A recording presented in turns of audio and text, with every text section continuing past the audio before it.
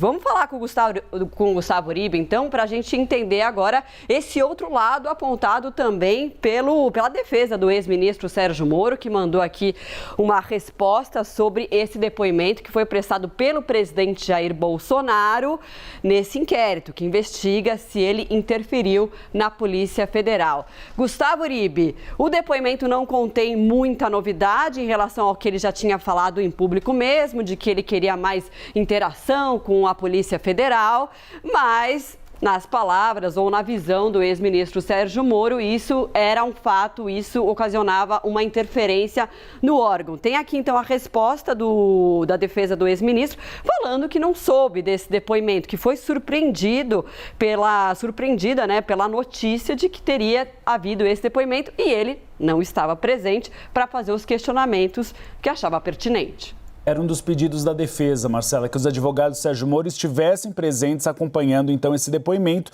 A gente viu, então, que a Polícia Federal decidiu realizá-lo sem a presença da defesa de Sérgio Moro. Mas foi um depoimento na linha do que o presidente Jair Bolsonaro vinha dizendo, defendendo algumas falas dele naquele fatídico vídeo da reunião ministerial que acabou sendo divulgado pelo ex-ministro do Supremo Tribunal Federal, Celso de Mello. O que o presidente Jair Bolsonaro alega, então, que ele falava em termos gerais, ou seja, que ele não tinha acesso a documentos, que ele não poderia saber de informações por outros meios. Na fala, na reunião, ele cita não só a Polícia Federal, mas as Forças Armadas, a Agência Brasileira de Inteligência. O que pegou na crítica do ministro Sérgio Moro é que tem uma frase do presidente que ele fala, vou interferir.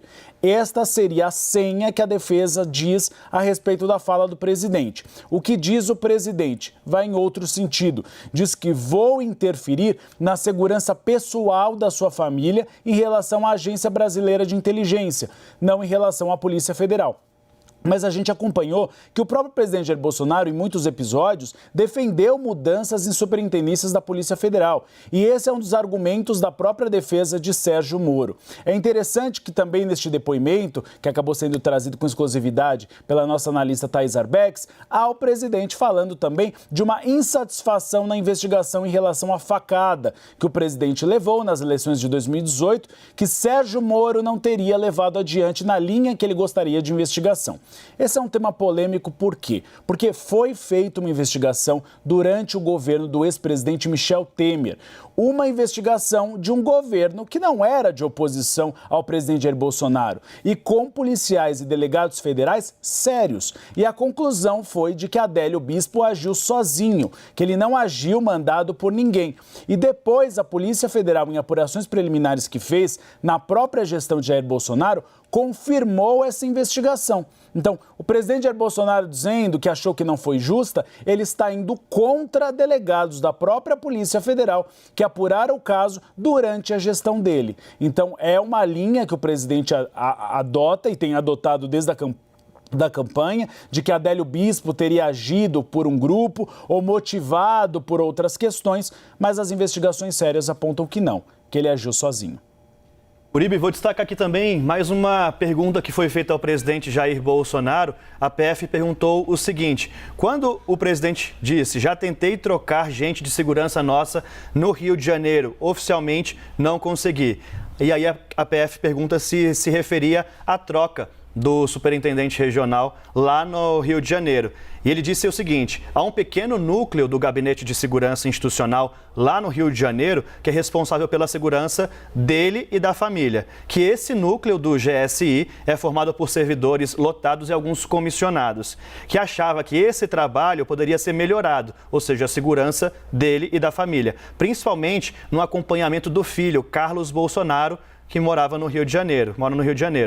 Que, portanto, quando disse que queria trocar gente no Rio de Janeiro, referia-se à sua segurança pessoal e da sua família. Aqui, mais uma vez, voltando a repetir essa história de segurança pessoal para trocar ali no Rio de Janeiro, onde até então havia na época investigações que resvalavam na família Bolsonaro.